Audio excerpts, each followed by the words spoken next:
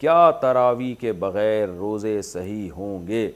پورے رمضان کی تراویح نہیں پڑھی اور تمام روزے رکھ لیے تو کیا روزے صحیح ہوئے یا نہیں؟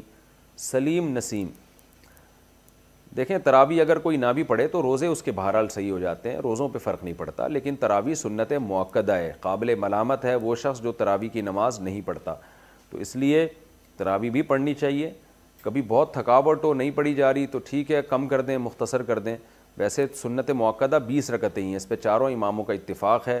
حضرت عمر رضی اللہ تعالی عنہ سے 20 رکعتیں ثابت ہیں، اور شروع میں اسلاف میں ہمیں 16 رکعتیں بھی ملتی ہیں، 20 سے زیادہ بھی ملتی ہیں، لیکن بعد میں جب تحقیق ہوتی چلی گئی تو چاروں امام اس پر متفق ہو گئے کہ کم سے کم تراویح کی رکعتیں 20 ہیں۔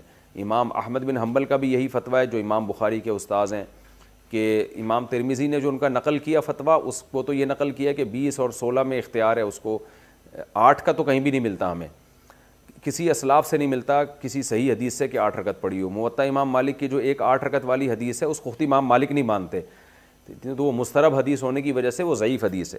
تو موطا امام مالک میں بھی 20 رکعتوں کا تذکرہ ہے، اور بھی ہمیں بہت ساری روایات میں زیادہ تر میں 20 رکعتوں کا تذکرہ ہی ملتا ہے، اس لیے امت کا اس پر اجماع ہو چکا ہے کہ 20 رکعتیں۔ یہ اجماع ہونے کے بعد پھر اختلاف پیدا کیا ہے 20 سے کم، بعض لوگوں نے فتویٰ دیا کہ 20 سے کم۔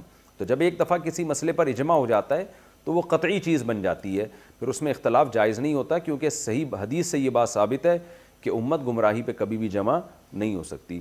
تو اس لیے آپ 20 رکعت تراویح پڑھا کریں، لیکن اگر آپ نہیں پڑھتے تو روزہ بہرحال آپ کا ہو جائے گا، لیکن روزے کی اہمیت تراویح سے کروڑہ گنا زیادہ ہے، کیونکہ روزہ تو بہرحال اسلام کا ایک رکن ہے۔ ایسا نہ ہو کہ تراویح نہ پڑھنے سے روزہ بھی چھوڑ دیں آپ۔